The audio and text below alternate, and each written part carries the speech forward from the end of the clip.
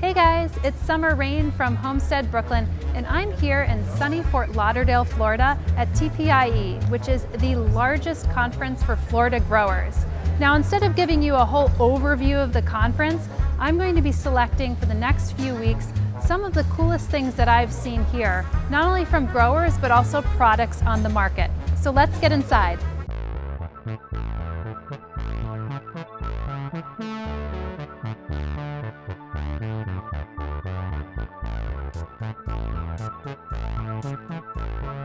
So my name is Janessa, and I work for Bromeliads, and I've been working here for over 14 years. That's quite a long time. Yeah. So you have a long history with bromeliads in particular. Absolutely. I actually have a passion for it. Oh, really? So what is it about bromeliads that you absolutely love? The diversity, the colors, the styles, the variations, and to me, loving plants and whatnot so much, you can find personality in each one. Everyone has their own likes and dislikes, more water, less water, more sun, less sun. So, if you treat them like people in a sense, you can actually get them to flourish and really give you color and something to enjoy. And they're primarily epiphytic, right? Primarily. Some are more than others. Some can go without soil, but some prefer it. So even though they could be in a tree, some will thrive better in soil. And what are the varieties that you specialize in? Acmeas and Neregelias. And tell me a little bit about each of those. Well, Acmeas primarily have a spike, and Neregelias get a center color.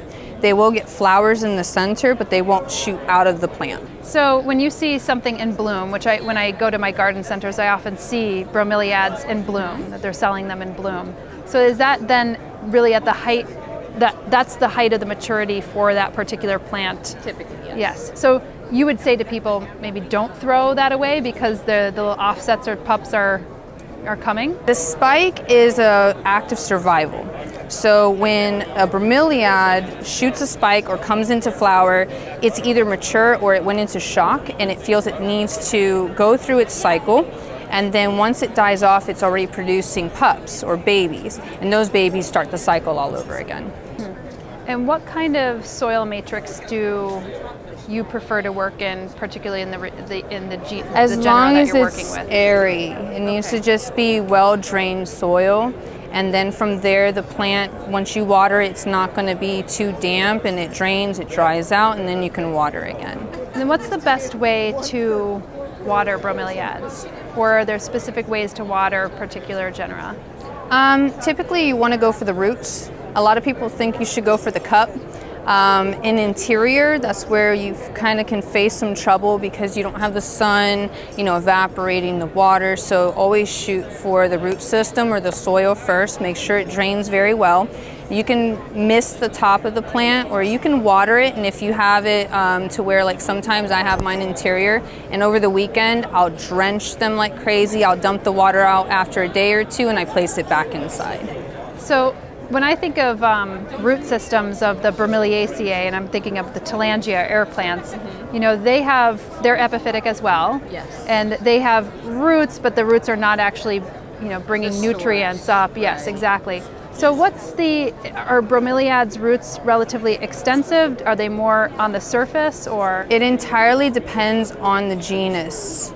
Entirely. Like an air plant such as Xerographica, you're primarily going to give it water in its cup. But Acmeas and Neregelias, you're going to shoot for the root system. So can you take us through a few of your varieties? For the most part, we have some of our hybrids and we have patented them. This is a hybrid that can take full sun. It's called Neregelia Big Rose.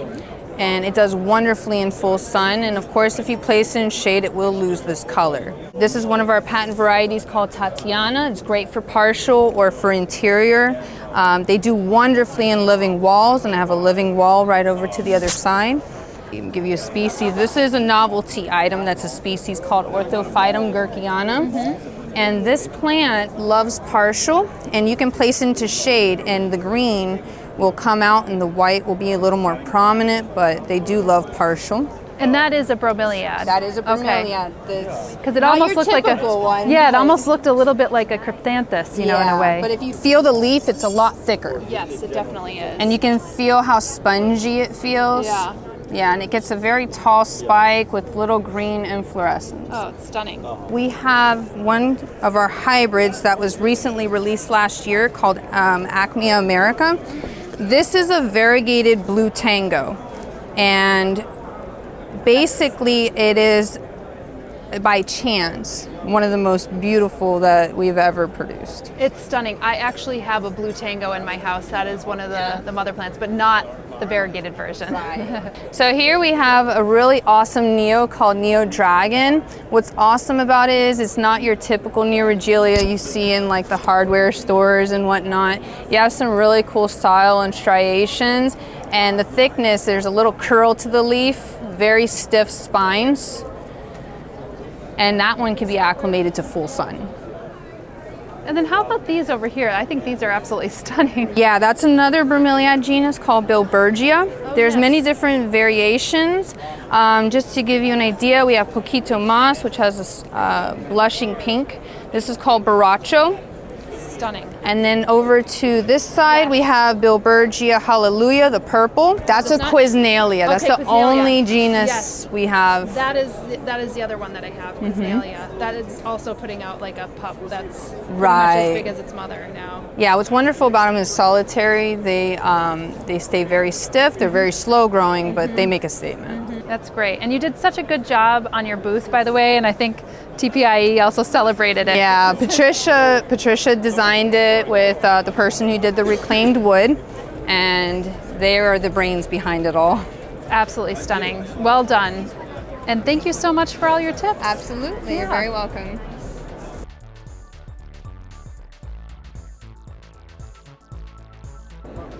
We've been in business, oh my goodness, for over 30 years now. Over 30 years, always Tillandsia. Well, we started off with the specialty bromeliads, which is a Bromeliad specialty name. And in that period of time when we were doing potted bromeliads, we started doing the tillandsias also. We just had made contact, or somebody made contact with us.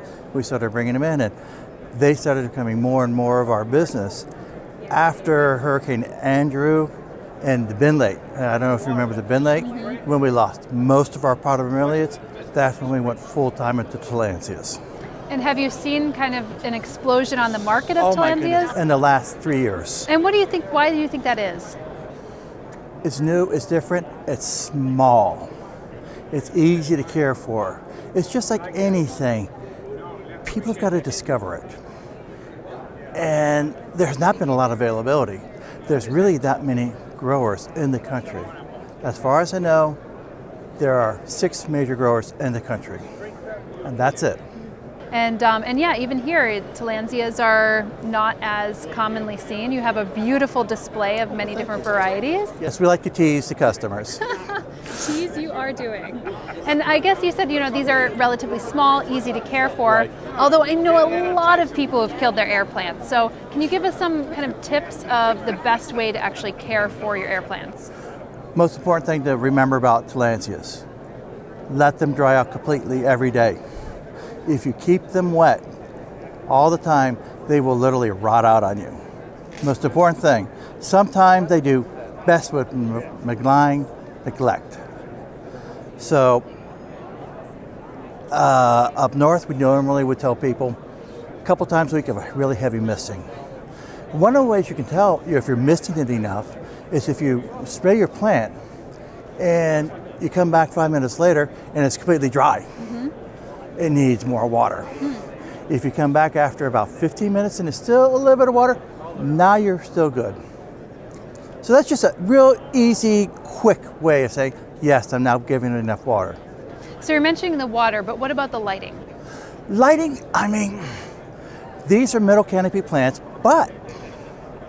which means they grow in the middle canopies of the forest, but some of these plants also grow in the full sun in the desert. Some grow in really deep shade, but they're all adaptable. Most of the plants of the show here this week have actually been in full sun, which is granted the winter sun, since our last hurricane, Hurricane Irma. And as you can see, they don't seem to be too badly affected. No, not at all. Now, if you want them to do well, All right. They're adaptable. I mean, they can survive bad conditions. But if you want them to look nice, yes, put them next to a bright window. Give them a little air circulation. If you have a dead spot, no. A little bit of air circulation, that'll help to keep the plants dried out too. Big question, dunking versus misting. Both are very effective. Now, if you do the dunking method, go ahead and I would say leave it at least 2 hours. Yeah, you can get away with less. Yes, you can go upwards to around 10 hours. Then you want to then make sure that there's a lot of airflow afterwards. Right. Put a fan on it if just to get, because then I Dries think, out. yeah, I think of like. But at that point now, the plant is totally saturated. It's full, it's happy, and you don't need to worry about it probably for at least another week. That's Maybe very even good. Yeah, very good information to know. Some of these are flowering, so tell me a little bit more about the life cycle of Tillandsias. A Tillandsia is a bromeliad, and all bromeliads will bloom one time. After that, the parent plant will slowly senesce away or slowly die back, but it'll put all of its energy into kikis or pups, however you want to call them. We call them pups. Old school, what can I say? And before you know it, before you realize the parent plant has died off, you'll have 2 or 3 new plants coming up the base. Do you leave them on or? Well, if you want more, you take them off. You have a potential, they say, of a new plant at the base of each leaf. One new plant. You have a potential. We're not going to say that you're going to get one, Yes. but sometimes you're going to get 2 or 3 plants if you don't mess with them. If you're popping them quickly and you're after them and you get them at the right size, you can get upwards to 10, 12 plants off of one parent. Now, one thing that I would point out is with the water. If you can use well water or rainwater, that's the best. If you have to use city water, I would say go ahead and let all the chlorine evaporate out overnight. Do not use softened water. Do not. It has so much salt in there. The plant will survive, but it just won't thrive. What about fertilizing? We use a half-strength foliar fertilizer because the plant will literally draw in all of its nutrients through the leaves with the water. How often should an apartment living plant lover with Tillandsias fertilize? Say once a month, maybe 2 times a month, maximum. I see a very popular one that makes its way into people's apartments for sometimes the size, the Zero Graphica. Right. One of the most sought after of the Tillandsias at this point. It's also on CITES, and it's very difficult to get in any kind of size at this point. You'll pay very dearly for anything but any size. And how long does it take to get that one to a place where it's saleable? Imagine more than a year. If you have a smaller pup, to get something of that size, you're probably looking at about 3 years, 4 years worth of growth. That is a real dedication. So I just kind of want to get people to start having that in their heads with the idea of like that Zero Graphica that you pick up for whatever you're picking it up for, $14.99, $16.99, $21.99, I don't know what they're retailing Probably it for. more than that, yes. Even sometimes more. That might have taken 3 years to kind of grow and to get into your house. So care for that deer plant, care for that deer plant, and listen to this man with his care tips. Hopefully that was really informative, and if you ever get a chance, come to TPIE. It's held once a year. And if you like these episodes, don't forget to subscribe and follow along on my blog at homesteadbrooklyn.com and on Instagram at homesteadbrooklyn. Bye.